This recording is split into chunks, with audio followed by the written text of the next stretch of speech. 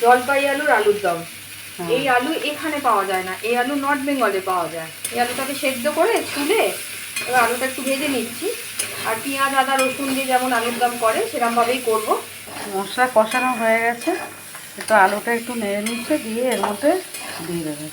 এই মশলাটা দিয়ে দিলাম, আর একটু লঙ্কার গুঁড়ো দিয়ে দিচ্ছে, হলুদ দিলাম, হলুদ দিল, একটু জিরে গুঁড়ো দিলাম, একটু জিরে গুঁড়ো, একটু ধনে গুঁড়ো দিলাম, একটু কাশ্মীরি লঙ্কা দিয়ে দিচ্ছে। সেদ্ধের সময় এখন নুন আগে দিয়েছে, আর একটু নুন দিয়ে দিচ্ছে। ভালো করে কষিয়ে তারপরে গরম জল দিয়ে দেবে। এবার গরম জল দিয়ে দিচ্ছে,